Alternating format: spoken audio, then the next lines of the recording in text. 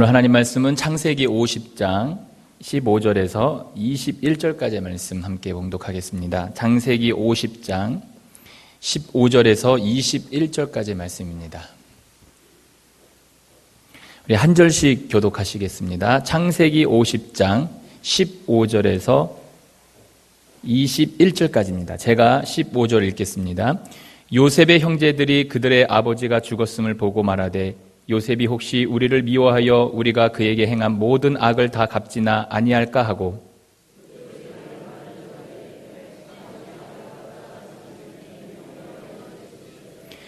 너희는 이같이 요셉에게 이르라 내 형들이 내게 악을 행하였을지라도 이제 바라건대 그들의 허물과 죄를 용서하라 하셨나니 당신 아버지의 하나님의 종들인 우리 죄를 이제 용서하소서 하며 요셉이 그들이 그에게 하는 말을 들을 때에 울었더라.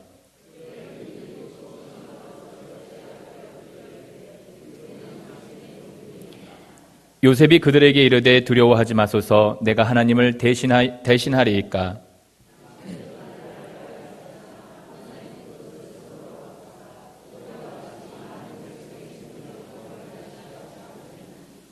다 같이 읽습니다. 당신들은 두려워하지 마소서 내가 당신들과 당신들의 자녀를 기르리이다 하고 그들을 간곡한 말로 위로하였더라. 아멘. 할렐루야. 네, 이 오후 예배 참석하신 우리 귀한 성도님들 주님의 이름으로 축복합니다. 점심 맛있게 드셨습니까? 네, 요즘엔 점심이 날로 맛있어져서 당황스럽습니다. 그리고 얼마나 많이 주시는지 더 당황스럽습니다. 옆에 분들하고 한번 인사하겠습니다. 오후에 만나니 더 아름다우십니다. 여성들이 많아서 여성들 멘트를 했습니다. 제가 이제 3부 예배 때에 찬양 인도를 하잖아요. 그 시간대는 좀 어르신들이 많아서 그런지 진짜 묵뚝뚝하세요. 인사하라고 그래도 인사도 안 하고 눈 감고 계시고 옆에 아내 남편이 앉아 있는데도 손도 안 잡으시고 이러시더라고요. 여러분 좀 손 좀 잡으시고 다시 한번 안아주시면서 사랑하고 축복합니다. 제가 지금 몇 명 딱 보고 있습니다. 이렇게. 자, 시작. 사랑하고 축복합니다. 예. 예. 저기 박 집사님 저 끝까지 안 하시는 김양희 집사님.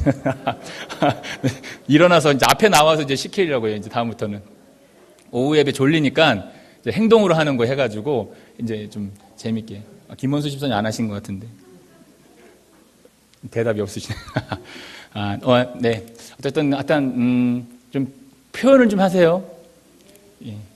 저는 좀 잘하는 것 같습니다. 저희 아내한테 물어보시죠. 저는 참 잘하는데. 네, 여러분들도 잘하시길 바랍니다. 오늘 이제 창세기 50장 이제 이 말씀이 사실은 37장부터에 시작되는 요셉의 이제 마지막 결론이 되는 말씀이 됩니다. 그러니까 창세기를 이렇게 부분 나누면 12장부터는 아브라함이 22장까지 나오죠. 22장 이후에부터는 야곱이 또 나오고 그 야곱 이후에는 요셉이 나옵니다. 그 요셉까지가 37장부터 이제 50장까지 나오는데 그 37장에서 50장까지의 내용을 이제 마무리하면서 요셉의 그 마무리에 대해서 우리가 함께 보는 겁니다. 그 마무리를 어떻게 했는지, 인간적으로 했는지, 은혜로 했는지 이거를 우리가 함께 나누고 우리도 그런 모습으로 살아야 되지 않는가 한번 생각해보는 이 오후가 됐으면 좋겠습니다. 여러분들 영화를 보게 되면은 영화 가운데에 비극이 있고 희극이 있습니다. 비극은 뭐죠, 여러분? 네? 네?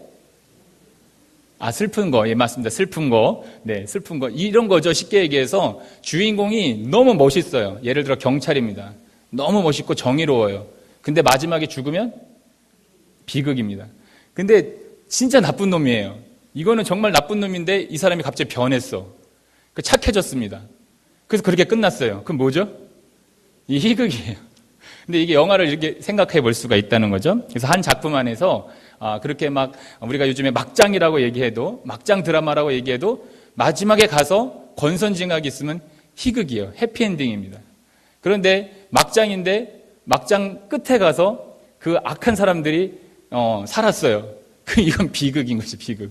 네, 그렇습니다. 그러니까 영화를 보더라도 그런 거죠. 자, 그래서 이제 이걸 가지고 이제 성경에 나와 있는 사람들을 몇 명을 한번 우리가 이게 비극인지 희극인지 한번 생각해 보겠습니다.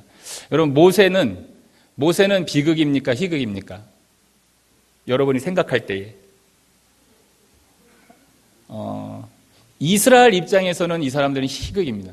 근데 본인의 개인의 입장에서는 비극인 거죠. 왜 그렇죠?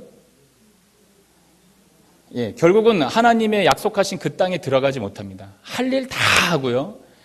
이스라엘의 영도자로서 하나님의 뜻에 따라 그 이 많은 백성들을 이끌고 그 어렵고 험한 그 길을 걸으면서 그 모진 그 백성들의 그 모든 그 이야기를 다 들어가면서까지 이 백성들을 인도해서 결국은 가나안 땅에 들어가야 되는데 들어가지 못하고 죽게 되죠. 그러니까 이스라엘 백성들의 입장에서는 희극인데 개인의 입장에서는 비극이죠. 자, 그러면은 우리가 요즘에 큐티를 하지 않습니까? 큐티하는 내용 중에 이제 시편으로 오기 전에 우리가 이사야 말씀 가운데에 우리가 한 명 히스기야 왕이 나옵니다. 그 히스기야는 비극일까요? 희극일까요? 네? 자, 희극이라고 말하시는 분은 이제 성경 큐티를 안 하신 분입니다. 죄송합니다. 예. 왜 이 사람이 비극이냐면, 예, 물론 그 가운데 그 말씀 안에서는 희극도 있고 비극도 있는데, 희극이 뭐냐면, 아수르가 쳐들어왔을 때에 군사력이 대항도 안 되는 세력입니다. 그러니까 아수르가 18만 5천 명이라는 엄청난 대군을 이제 그 예루살렘에 보냅니다.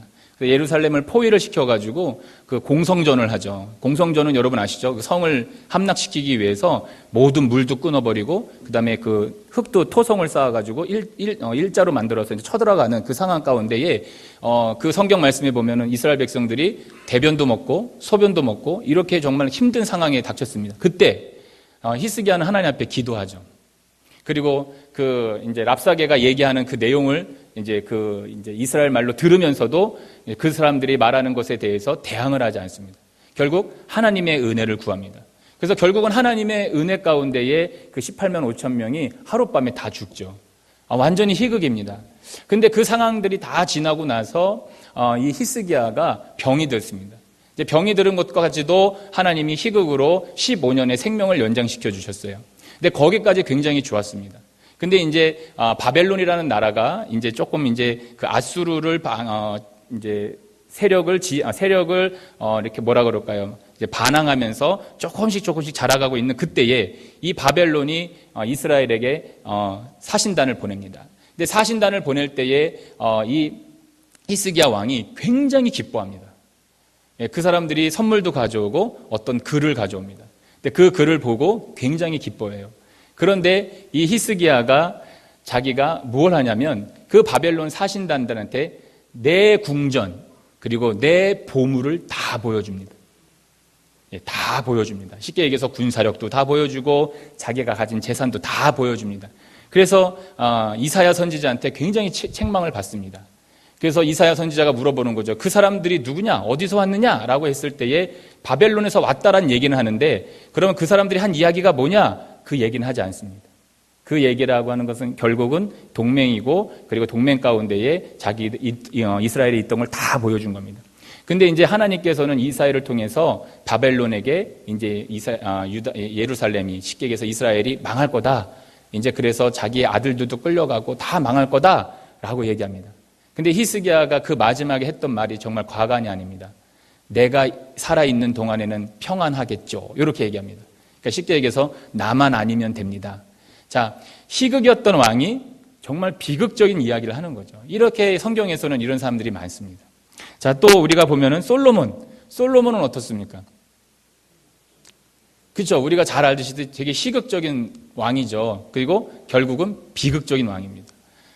정말 하나님 앞에 지혜를 구하고 그 백성들을 위해서 정말 많은 것들을 구했습니다. 지혜를 구했죠. 그래서 그 백성들의 송사할 수 있는 하나님의 지혜를 구했고 그 지혜를 받아서 하나님 앞에 더 많은 것들을 받았습니다. 그럼에도 불구하고 우리가 그가 20세의 왕이 돼서 40년 동안 통치하는 기간 동에서 그 부를 누리지만 이 사람은 왜 그럴까 싶을 정도로 왜 이렇게 해야만 될까라는 생각이 들 정도로 아주 엉망진창이 되죠. 그런 모습을 보면서 참 아쉽다라는 생각이 듭니다. 자, 이런 예화가 하나 있어서 제가 한번 말씀을 드리는데요. 어떤 며느리가 시어머니가 하시던 일을 다 물려받았습니다. 자, 물려받았는데 정말 어머니가 하는 대로 그대로 물려받았어요. 그런데도 불구하고 이 며느리는 어머니가 하는 것과 꼭 차이가 나는 거예요. 그러니까 예를 들어서 빨래를 하면은 모든 것은 다 비슷하게 하는데 이 빨래 부분에서는 어머니를 따라갈 수 없는 거예요. 근데 하는 것은 똑같이 합니다. 똑같이 하는데도 다른 거예요. 그래서 이제 시간이 지나서 이제 어머니가 이제 돌아가실 때쯤 돼서 어머니가 좀 많이 힘들어 하시고 있고 숨을 이제 몰아쉬고 있을 때에 이 며느리가 탁 생각이 난 거예요. 아, 어머니 빨래 했더니 어머니가 알아차시고 어머니가 그 며느리에게 이렇게 얘기하는 겁니다. 뭐라고 얘기냐면 꼭 짜라.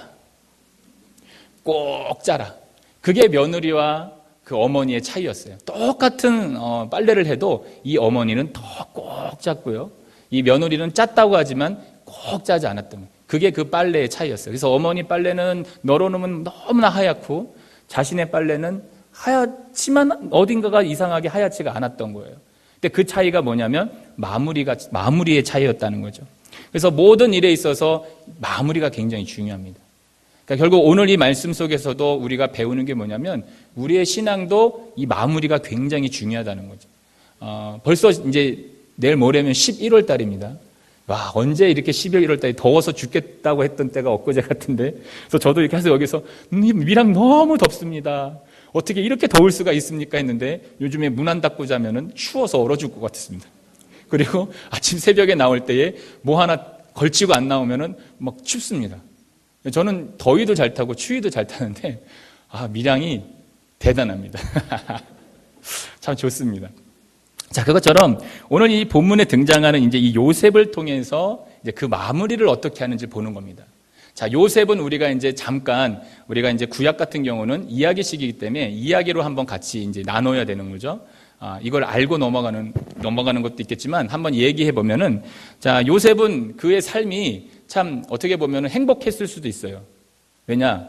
야곱인 아버지에게 모든 사랑을 받았습니다. 완전 총애를 받았습니다. 총애 정대가 아니라 창세기 37장 3절에 보게 되면 이렇게 말하고 있습니다. 37장 3절 읽어보면 시작. 요셉은 노년에 얻은 아들이므로 이스라엘이 여러 아들들보다 그를 더 사랑하므로 그를 위하여 채색 옷을 지었더라. 자, 여기서부터 차별 대우가 이제 있는 겁니다. 이제 형들은 나가서 뭐 양치고 그냥 대충 뭐 옷 입든지, 물론 부모가 자식이 안 사랑하는 자식이 어디 있겠습니까? 10손가락 깨물어서 안 아픈 손가락. 근데 아프긴 아프더라고요. 아픈데 그래도 더 사랑하는 아들이 있어요. 그죠? 더 사랑하는 딸이 있습니다. 자식 중에서. 죄송합니다. 네, 좀 다르네요. 더 사랑하는 좀 마음에 가는 딸이 있죠. 하나 있는 부모들은 잘 모르는데 있습니다. 여러분, 그냥 제가 이렇게 하면 호응을 잘 해주셔야.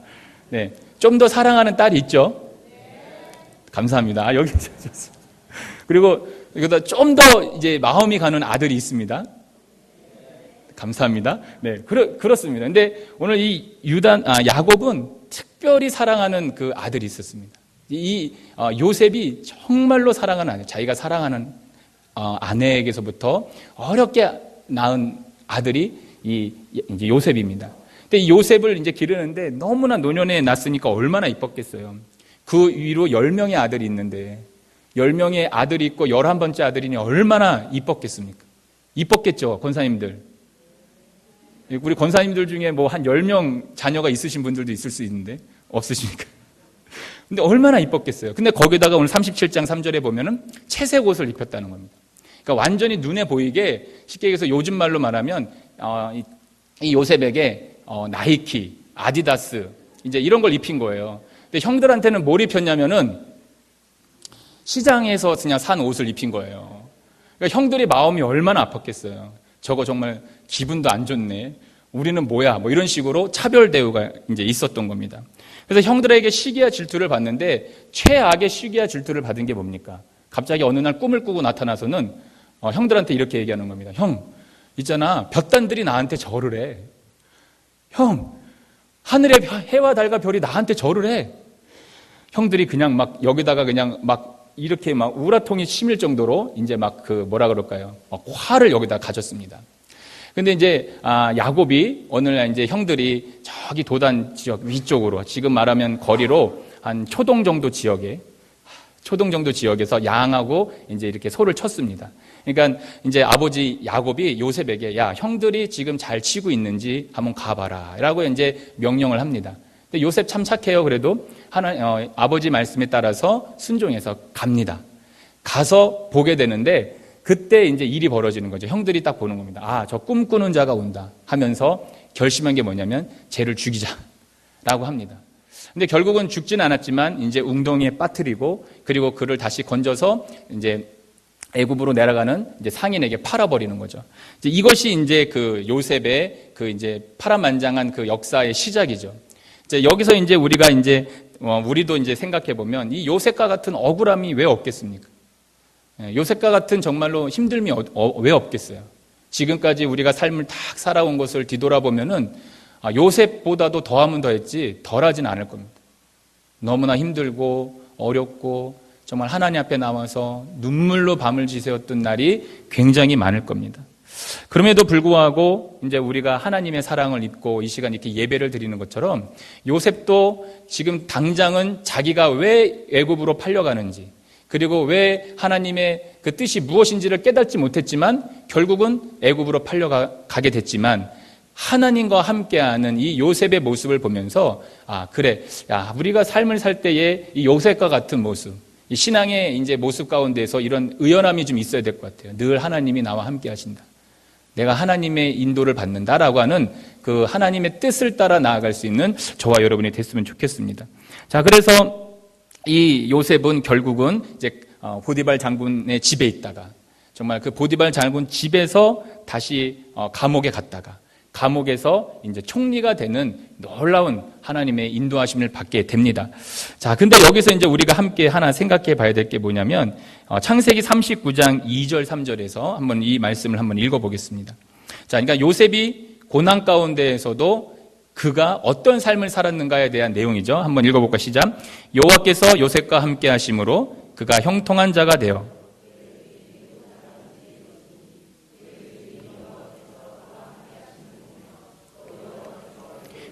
형통하게 하심을 보았더라. 아멘. 자, 요셉은 결국은 애굽에 이제 노예로 팔려간 것은 비극이죠. 비극인데도 불구하고 그를 가만히 보면은 굉장히 희극적인 내용들이 그 안에 담겨져 있는 거예요. 그런데 오늘 이 39장 2절 3절은 이제 어떻게 보면 주석과 같은 내용이어서 이제 그쪽 가서 이제 이 내용을 보면은 요셉은 중요한 건 뭐냐면 보디발 장군이라고 하는 사람은 하나님을 알지 못하는 사람이에요. 하나님을 알지 못하는 사람인데 그가 요셉을 보면서 하는 얘기가 그겁니다. 그가 이제 뭐하냐면 여호와께서 요셉과 함께 하심으로 그가 형통한 자가 되어 그의 주인 애굽 사람의 집에 있으니 그의 주인이 여호와께서 그와 함께 하심을 보며 또 여호와께서 그의 범사에 형통하게 하심을 보았더라.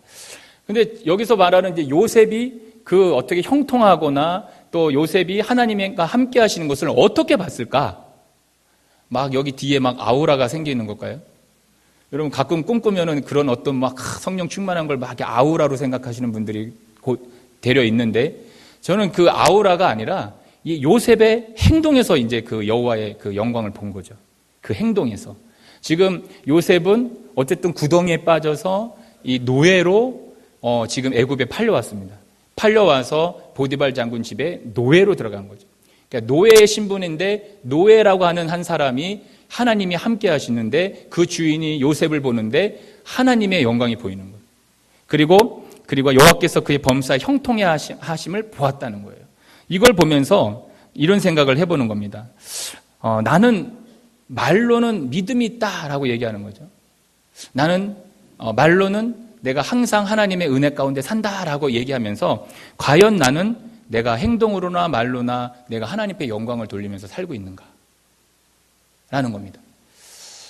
저도 참 부족하지만 여러분 생각해 보시면 과연 내 삶에서 하나님이 함께 하시고 그리고 내 삶 가운데에서 정말 희극적이고 이 요셉과 같은 삶이 나에게 있느냐는 것입니다.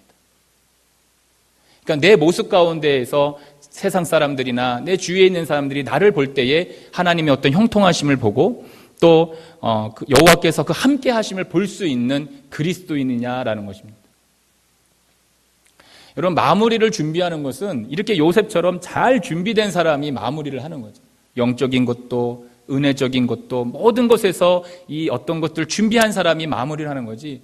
나는 정말로 말로만 그냥 믿음이 있다고 얘기하고 말로만 은혜가 있다고 하고 말로는 모든 것을 그냥 준비해 놓은 사람처럼 얘기하는데 결국 나는 마무리할 것이 있느냐라는 것입니다. 결국 하나님 앞에 가서 내가 정말로 그 마무리할 것들이 있느냐는 것이죠. 이거는 청년들뿐만이 아니라 우리 권사님들도 마찬가지고 저도 마찬가지고 여기 있는 모든 분들이 과연 내가 사람들에게, 세상 사람들, 내 주위에 있는 사람들에게 그것을 보여주고 있느냐는 거죠. 그러니까 요셉은 지금 팔려왔지만 험악한 세월을 지금 지나서 어려운 상황 가운데에서 팔려왔지만 정말로 하나님이 함께 하시고 하나님의 은혜를 구하고 진실되게 살아가면서 많은 사람들이 요셉을 봤을 때 그의 형통함과 하나님이 함께 하심을 봤다는 거죠. 그러니까 결국 우리가 이제 예배를 드리고 내가 하나님 앞에 나와서 이런 어떤 은혜로운 생활을 할 때에는 이런 것들이 나에게 준비가 되어야 될 줄로 믿습니다. 한번 뒤돌아 보십시오. 내가 정말로 내가 사람들에게서 하나님이 함께 하시고 내가 형통하게 하는 것을 보여줄 수 있는 사람인가? 아니면 아직도 말 가운데 거친 말하고 행동 가운데에 하나님의 영광을 나타내지도 않고 교회에 와서만 거룩한 모습으로 살고 있지는 않았는가? 한번 생각해 보십시오. 말도 순화시키고 행동도 바뀌고 정말 성령의 은혜를 받아서 행동할 수 있고 삶을 살아갈 수 있는 저와 여러분들 되기를 주님의 이름으로 축복을 합니다. 자, 그래서 이제 이 요셉을 보면서 정말 그리스도의 사람 어떻게 살아야 될지를 우리가 한번 다시 배우고 이제 또 유다 땅에서 이제 그 양식을 구하러 온 그 형들과 이제 그 대화에서 이제 이 요셉이 가졌던 그 마음을 우리가 함께 보는 것입니다. 첫 번째로 이 요셉이 어떻게 이제 이 마무리를 어떻게 하면 감사함으로 마무리를 한다는 겁니다. 감사함으로. 근데 오늘 본문을 읽어보면은 감사하다는 말은 죽었다 깨어나도 찾을 수가 없습니다. 근데 오늘 이 본문 안에서 정말로 그 본문을 자세히 보거나 이 요셉의 모습을 보면서 이 감사라고 하는 것이 거기에 들어져 있다는 거죠. 자, 오늘 말씀 이제 18절 말씀을 한번 보게 되면 18, 19절 말씀을 한번 같이 읽어보겠습니다. 시작. 그의 형들이 또 친히 와서 요셉 앞에 엎드려 이르되 우리는 당신의 종들이니이다. 요셉이 그들에게 이르되 두려워하지 마소서 내가 하나님을 대신하리까. 자, 여기 지금 방금의 19절에 있는 이 내가 하나님을 대신하리까 라고 하는 이 말의 뜻은 뭐냐면 내가 어떻게 하나님을 대신하여 벌을 줄 수 있겠습니까? 라고 하는 말입니다. 자, 요 상황이 어떤 거냐면 이제 아버지 야곱이 147세로 죽게 됩니다. 그러니까 애굽에 내려온 나이가 험악한 세월 130년을 바로 앞에서 이야기하고 나서 17년을 더 살았습니다. 근데 이제 야곱이 죽게 되니까 이 형들이 했던 짓이 있잖아요. 어쨌든 간에 지금 사이가 있긴 하지만 이제 그 요셉과 형들 사이에서 이 아버지라고 하는 안정장치가 있었는데 이 안정장치인 아버지가 갑자기 확 돌아가신 거예요. 그러니까 이 형들이 굉장히 두려운 겁니다. 이제 두려우는데 이제 요셉에게 편지를 쓰는 거죠. 편지를 써서 아버지가 돌아가시기 전에 우리에게 이런 말씀을 남겼다라고 하면서 이제 그것을 하는 겁니다. 이제 보냈을 때에 요셉이 그것을 보고 나서 이 얘기를 하는 겁니다. 내가 어떻게 하나님을 대신하여 벌을 줄 수 있습니까? 이 얘기를 하는 겁니다. 자, 그런데 여기서 보면은 요셉은 지금까지 자기의 삶이 뭐냐면 모두 하나님의 인도하심 속에서 살았다라고 하는 내용을 가지고 있는 겁니다. 그러니까 그 내용 속에서 요셉이 말하고 있는 것은 원망과 불평이 아니라 내가 지금 이렇게 형들 때문에 와서 내가 고통받아서 내가 정말 죽을 똥살똥해서 내가 총리가 됐다 이게 아니라 이 모든 것은 하나님의 인도셨습니다라고 하는 감사의 내용이 그 안에 담겨져 있는 겁니다. 그러니까 그 감사가 있다 보니까 이 형들을 어떻게 해서 그냥 내가 확 이게 아니라 그냥 감사한 거예요. 그냥 지금 이 상황이 감사한 거예요. 내가 이렇게 총리가 되었던 거 감사한 겁니다. 정말 힘들게 하나님의 인도를 받아서 여기까지 온 것이 하나님 앞에 감사하다 하는 말을 지금 하고 있는 겁니다. 자, 여기서 이제 우리가 한 가지 배우는 게 뭐냐면 용서죠, 용서. 자, 용서를 하게 되면은 쉽게 얘기해서 지금 요셉은 지금까지 힘들었지만 발 쭉 펴고 잤습니다.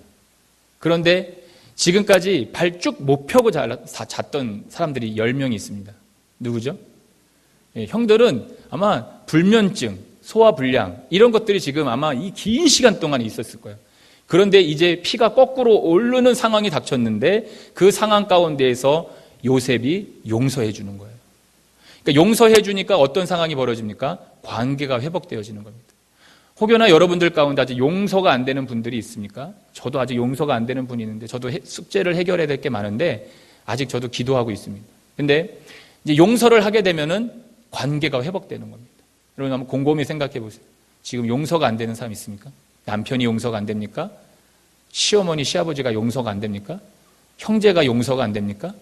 한번 곰곰이 생각해 보시고 그 상대에 대해서 용서할 때에 그 관계가 회복되어지는 겁니다.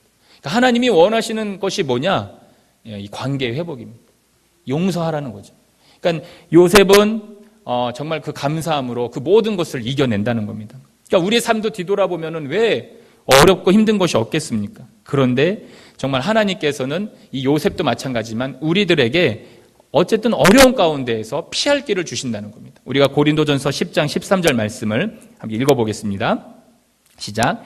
사람이 감당할 시험 밖에는 너희가 당한 것이 없나니 오직 하나님은 미쁘사 너희가 감당하지 못할 시험 당함을 허락지 아니하시고 시험 당할 즈음에 또한 피할 길을 내사 너희로 능히 감당하게 하시느니라. 아멘. 그러니까 이게 신약의 내용이지만 요셉은 이런 믿음을 가졌어요. 그러니까 자기가 애굽에 노예로 팔려가고 보디발 장군의 집에 노예로 팔려가고 또 감옥에 들어가고 또 감옥에서 그 이제 틀 맡은 관원장과 그 빵 굽는 관원장의 그 꿈을 해석해주고 또 2년 동안 기다리는 가운데 얼마나 힘들었겠어요. 근데 그 가운데에서 이제 하나님이 나와 함께 하시고 그 하나님이 나의 길을 인도하실 거다라고 하는 믿음이 있었다는 거죠. 그러니까 고린도전서 10장 13절의 말씀이 우리의 말씀이 돼야 되는 거예요. 우리도 왜 하나님께 우리가 생각해 보면 어려운 게 없겠습니까? 지금 내가 아픈 것, 그 어려움 때문에 내가 지금 아프지 않습니까? 내가 지금 어떤 정신적인 피해, 그것 때문에 그런 거죠. 말 못할 그것 때문에. 그런데 하나님께서는 오늘 이 고린도 10장 13절에 예수님께서 뭐라고 말씀하십니까? 사람이 감당할 시험 밖에는 너희가 당한 것이 없나니 오직 하나님은 미쁘사 너희가 감당하지 못할 시험 당함을 허락지 아니하시고 시험 당할 즈음에 또한 피할 길을 내사 너희로 능히 감당하게 하시느니라. 아멘. 여러분 감당했기 때문에 지금 여기에 계신 겁니다. 여러분 감당하지 못했으면 지금 병원에 누워 계시거나 지금 머리가 아프셔서 집에 누워 계실 거예요. 그리고 더 힘드실 거예요. 그러나 하나님께서 여러분들을 인도하셨습니다. 저와 여러분들을. 그래서 우리가 이곳에서 예배드리고 하나님 앞에 기도할 때 하나님은 그 피할 길을 주셨고 지금도 기도하면 요셉과 같은 그 하나님의 은혜로 말미암아 세상 사람들이 나를 볼 때에 그 하나님의 형통하심과 그것들을 보일 수 있는 은혜를 베풀 수 있도록 그 용서를 할 수 있도록 우리에게 은혜를 주신 줄 믿습니다. 여러분 저 그림 하나 보실까요? PPT에 사진은 있습니다. 나왔나요? 예. 요 그림 말고 또 다른 것 두 개. 자, 이 사람이 누굴까? 아시는 분. 우선은 직책은 검사입니다. 검사. 검사처럼 안 생겼죠?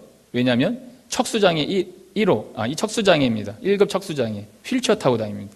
자, 이 사람이 1997년도에 수능을 얼마 안 남고 나서 자기 집 3층에서 떨어져가지고 장애를 얻었어요. 척수장애. 그러니까 제가 보니까 검사 됐을 정도면 그 당시에도 공부 잘했어요. 그러니까 쉽게 얘기해서 그때 공부했으면 지금 서울대 법대 갔을 거예요. 자, 근데 이 사람이 떨어지고 나서 척수를 다치고 나서 2년 동안 재활을 합니다. 재활을 하고 나서 그 불편한 몸을 가지고 정말 공부를 열심히 해요. 다시 2년을 이제 다시 재활을 한 다음에 이제 합니다. 자, 근데 이 사람 이름이 뭐냐? 이름 얘기 안 드렸죠. 이 사람이 휠체어 검사 1호 양익중 검사라는 거예요. 여러분 이제 포털 사이트에 이제 검색해보면 나옵니다. 양익중 검사라고. 그러니까 2010년도에 임관을 합니다. 근데 이 사람이 이제 그렇게 불편함을 가지고 이 사람이 했던 이야기가 뭐냐면 불편한 몸이 욕심을 버리게 하고 겸손과 지혜를 주셨다라고 고백을 하는 거예요. 10년 동안 정말로 빨리 될 수 있는 길이 정말 10년 넘게 걸려서 결국은 이제 검사가 됐는데, 자, 정말 이렇게 멋진 말을 남깁니다. 불편한 몸이 욕심을 버리게 하고 겸손과 지혜를 주셨다라고 이제 이런 고백하는 거예요. 자, 우리가 이제 이 사람을 보면서 누구나 다 고통스러운 상황이 있죠. 저 사람은 진짜 어떻게 보면은 우리랑 비교해 보면 진짜 고통스러운 사람입니다. 그러니까 단지 저 사람이 열정적으로 공부하고 검사가 됐다고 하는 어떤 타이틀이 있다고 할지라도 우리와 비교해 보면 어떻게 보면 우리가 더 건강하고 우리가 더 행복한 사람일 수도 있어요. 저 사람은 휠체어만 타고 다닙니다. 걷지를 못해요. 우리는 두 다리가 있습니다. 걸어 다니고 기쁨이 있습니다. 그럼에도 불구하고 우리 입술로는 이런 고백이 나오지 않아요. 왜 고백이 나오지 않을까? 그러니까 우리가 우리 마음 가운데에 그 하나님에 대한 그 감사의 마음이 별로 없는 거예요. 그러니까 요셉도 하나님 앞에 고백하기를 그 어려운 상황을 거쳐왔지만 그 입술의 고백은 감사의 고백이었죠. 근데 우리는 이 요셉을 빗대어서 나를 생각해 보면 별로 감사가 없어요. 감당할 시험을 주셨음에도 불구하고 감사가 별로 없습니다. 여러분 정말 감사한 마음이 들어서 여러분 하루 종일 내가 감사한 것을 적어봤을 때에 도대체 몇 개를 적을 수 있는지 한번 생각해 보십시오. 두 발로 걸어 다니는 게 얼마나 감사한지, 두 눈으로 보는 게 얼마나 감사한지. 제가 아는 한 목사가 있습니다. 눈이 얼마나 안 좋은지 안경을 맞추면 제일 싸게 맞춰도 3, 40만 원이에요. 그런데 병원에 가면 라식을 할 수 없다라고 항상 판정을 받았어요. 그런데 어떤 분 소개를 받아서 강남에 갔습니다. 근데 방법을 찾아낸 거예요. 무슨 방법을 찾아냈냐면 렌즈 삽입술. 네, 그런 방법이 또 있더라고요. 그러니까 라식, 그다음에 또 뭐 있죠? 라섹 이런 게 아니라 렌즈를 그 각막 안에다 집어넣는 거예요. 근데 그거 하고 나면 아프지도 않대요. 금방 본대요. 그러면서 저에게 하는 말, 지난주에 30만 원짜리 안경을 맞췄는데요. 어떡하죠? 이러는 거예요. 그러니까 사람은 그거예요. 그러니까 감사할 게 생겼어요. 생겼는데 30만 원짜리 안경이 아까운 거예요. 이게 사람인 거예요. 제가 보면서 축하한다 그랬어요. 그 안경 때문에 굉장히 이 안경을 벗으면 이제 거의 안 보여서 막 이러고 다녔거든요. 얼마나 두꺼운지 여름에는 막 질질 내려갈 정도로 그랬는데 렌즈를 삽입하고 이제는 눈 뜨고 다닐 수 있다고 축하한다고 그랬습니다. 예. 이제 그 요지는 그겁니다. 렌즈 삽입 수술하는데 30만 원짜리를 그 엊그제 만든 것 때문에 마음 아프다는 거예요. 그럼 돌려서 말하면은 우리는 어떻습니까? 하나님이 주신 어떤 은혜에 대해서 감사하고 기뻐하고 있는지, 그들보다 내가 안경도 얇게 쓰고 눈도 또 벗으면 잘 보이고 걸어 다닐 수도 있고 그럼에도 불구하고 내가 감사하고 있는지, 여러분 오늘 이 오후에 한번 이것을 생각하고 정말 하나님 앞에 감사할 수 있는 저와 여러분 됐으면 좋겠습니다. 자, 그리고 오늘 이 본문에서 이제 요셉은 소망으로 인생을 마무리하는 거예요. 소망으로. 자, 보면은 우리가 이제 예를 들어서 뭐 중학교를 잘 마무리 져야지만 이제 고등학교를 잘 갑니다. 또 고등학교 올라가서 고등학교를 잘 마무리 져야지만 대학을 또 가요. 또 대학교에서 잘 마무리해야 취직도 잘 되고 그렇습니다. 자, 그런데 이제 우리가 이것을 보면서 요셉은 이제 20절에서 정말 소망이 가득 찬 이제 내용을 하는 거예요. 우리 한번 읽어보겠습니다. 시작. 당신들은 나를 해하려 하였으나 하나님은 그것을 선으로 바꾸사 오늘과 같이 많은 백성의 생명을 구원하게 하시려 하셨나니. 그러니까 아까 얘기했지만 요셉은 지금 자기가 애굽으로 끌려오고 종이 돼서 끌려오고 감옥에 갇히고 이것들에 대해서 막연한 생각도 없었어요. 그러니까 하나님이 함께 하시고 하나님의 은혜로 그때그때 정말 감사하며 살았는데 자기가 시간이 지나고 나서 보니까 그것이 하나님의 뜻이었다는 거예요. 그러면서 하나님의 뜻을 더 앞으로 나아가서 이것을 이제 앞으로 이스라엘 백성들을 위해서 소망을 가지고 이제 나아가겠다는 거예요. 왜냐하면 그 당시에 이제 흉년이 듭니다. 흉년이 들어서 이제 7년 풍년과 7년 이제 뭐죠? 흉년이 드는데 그때 이 요셉이 이 애굽의 총리가 되면서 그 역할을 하는 거예요. 자기 이제 가솔들도 지킬 수 있고 이제 모든 사람들도 지킬 수 있는 그 소망을 가질 수 있게끔 그 사람 요셉이 가졌다는 거예요. 자, 그래서 창세기 45장 5절에서 8절에서 이 요셉이 이렇게 고백하는 겁니다. 한번 같이 읽어보겠습니다. 시작. 당신들이 나를 이곳에 팔았다고 해서 근심하지 마소서, 한탄하지 마소서. 하나님이 생명을 구원하시려고 나를 당신들보다 먼저 보내셨나이다. 이 땅에 2년 동안 흉년이 들었으나 아직 5년은 밭갈이도 못하고 추소도 못할지라. 하나님이 큰 구원으로 당신들의 생명을 보존하고 당신들의 후손을 세상에 두시려고 나를 당신들보다 먼저 보내셨나니 그런즉 나를 이리로 보낸 이는 당신들이 아니요 하나님이시라. 하나님이 나를 바로에게 아버지로 삼으시고 그 온 집의 주로 삼으시며 애굽 온 땅의 통치자로 삼으셨나이다. 아멘. 참 요셉의 이 고백이 참 감사하죠. 형들 입장에서는 이 요셉의 고백이 정말 이 관계가 완전히 확 뚫리는 얘기입니다. 이제 요셉이 이제 자기들을 어떻게 할까? 이 아버지가 죽음으로 인하여서 이제 큰일 났다라고 생각한 그때에 이 요셉은 45장 5절에서 8절 말씀을 통해서 하나님의 뜻이다, 하나님의 인도하심으로 여기 왔다, 하나님께서 하셨으니 형들 두려워할 필요 없다 라고 얘기하는 겁니다. 자, 그럼 우리를 이제 상황을 한번 얘기해 볼게요. 우리가 지금까지 어려운 상황을 겪고 여기까지 왔습니다. 근데 어떤 삶 가운데서는 내가 어떤 재정적인 문제도 누구랑 엮여 있을 수도 있고 많은 것들로 인해서 힘들은 상황이 있을 때에 내가 믿음으로 얘기하는 거예요. 이것이 다 하나님의 은혜로 이렇게 했다. 나는 자유하다. 니들이 알아서 해라.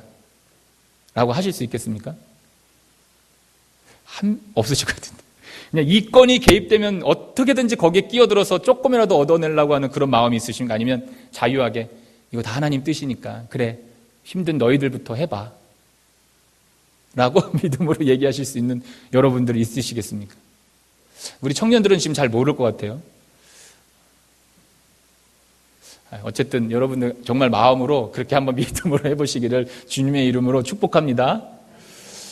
지금 당장이 어떤 답이 아니라 이 요셉과 같은 모습으로 정말로 요셉이 왜 억울한 마음이 없었겠습니까? 정말로 그냥 그 억울함을 가지고 그냥 지금 자신의 그 어떤 비극적인 삶을 희극으로 바뀌어가지고 형들을 다 처단하고, 지금 총리인데 다 처단하고 그냥 아버지만 착 모시면서 아버지 이렇게 할 수도 있는데 그게 아니라 이 모든 뜻은 하나님의 뜻이었다, 하나님의 인도하심이었다. 그러니 형들은 두려워하지 마소서. 할렐루야. 이런 은혜들이 여러분들 삶 가운데 있었으면 좋겠습니다. 그래서 이 건에 막 뛰어들어가지고 중리, 산이 이게 아니라 하나님의 은혜를 구하고 기도할 수 있는 저와 여러분이 됐으면 좋겠습니다. 그러니까 바울 사도를 보면 이것을 정확히 알 수 있어요. 로마의 시민권도 있었고 모든 것에서 어떻게 됐든 개인적으로는 가장 좋은 이 바울 사도는 아무도 원망을 하지 않아요. 자신의 이 선교 활동에 있어서 자기를 누가 대우해 주지 않아도 또 자기가 어떤 것들에 피해를 봐도 전혀 그것들에 대해서 이야기하지 않아요. 왜 그러냐면 오직 그에겐 예수뿐이었어요. 그 예수님 때문에 그렇게 얘기할 수 있었습니다. 우리도 예수님 때문에 그렇게 얘기할 수 있는 저와 여러분이 됐으면 좋겠습니다. 아까 전에 그 양익준 검사가 그 소망을 가지게 한 그 이유가 있습니다. 여러분 1800년도에 그 뉴욕 시장을 3번이나 역임했던 라가디아라고 하는 그 시장이 있었습니다. 그 뉴욕에 가면 라가디아라고 하는 공항도 있었습니다. 그러니까 많은 그 시민들이 되게 굉장히 이 사람을 정말 아주 좋은 정치인으로 생각합니다. 그림 하나 보여주시면 이렇게 생겼습니다. 근데 이 사람의 일화가 되게 커요. 이제 이것을 양익준 검사가 알았던 거예요. 뭐냐면 그때에 이제 배가 고파서 3일 동안 배를 굶어서 어떤 사람이 빵을 훔쳤습니다. 그래서 이제 판결을 내려야 되는 거예요. 근데 판결을 내려야 되는데 이 노인에게 어떤 판결을 내렸냐면 자기가 먼저 $10를 내면서 이것을 먼저 지불해라.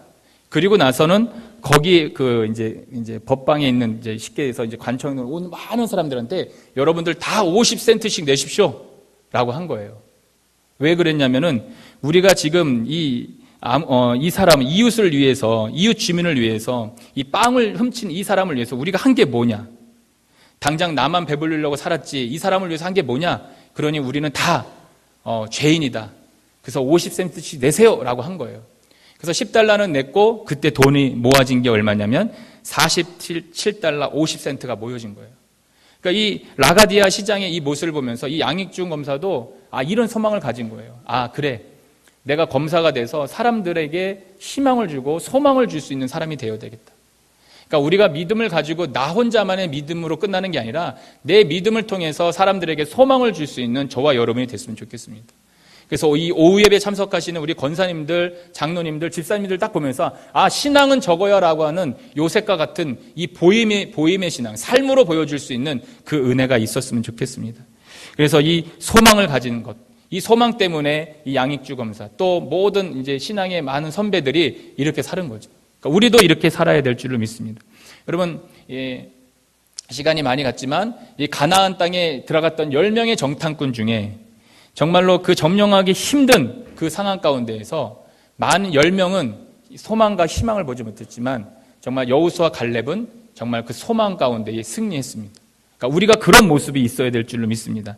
마지막입니다. 여러분, 빅터 프랭클 박사가 쓴 그 의미를 찾는 인간의 탐색이라는 책이 있습니다. 아마 여러분 포털 사이트 검색해보면 나오는데 거기 내용 가운데에 이 내용이 나옵니다. 그 당시 이제 그 나치 시절에 600만 명의 유대인들이 포로 소용소에 갇히게 됩니다. 그러니까 포로 소용소에 갇혔으니까 뭘 하겠습니까? 생체 실험하고 가스 실험하고. 근데 거기서 이제 이 프랭클 박사가 이제 연구한 게 뭐냐면 그 당시에 마음으로 포기한 사람들은 다 몸도 쇠약해지고 다 죽었습니다. 근데 소망을 잃지 않은 사람들은 끝까지 소망을 가져서 살아남았습니다. 근데 그 소망을 가진 사람들은 자기만 소망을 가진 게 아니라 옆에 있는 사람들도 소망을 갖게 해서 그들이 끝까지 건강하게 살아남았다라고 하는 게 이 연구의 결과입니다. 그러니까 요셉이 애굽에 팔려왔습니다. 노예로 팔려왔지만 그가 하나님이 함께 하시고 정말 하나님 앞에 감사했고 또 소망을 가졌기 때문에 그가 정말 다른 사람도 살렸습니다. 그러니까 우리가 정말 오늘 이 말씀을 통해서 깨달아야 될 게 뭐냐면 정말 우리가 마무리를 어떻게 하느냐, 정말 이 요셉과 같은 은혜로 마무리를 할 수 있는 저와 여러분이 됐으면 좋겠습니다. 그래서 정말 그 감사가 넘치고 그리고 소망을 많은 사람들한테 보일 수 있는, 삶으로 보일 수 있는 저와 여러분들 되기를 주님의 이름으로 축복합니다. 아멘. 기도하겠습니다. 할렐루야. 걸어가신 아버지 하나님,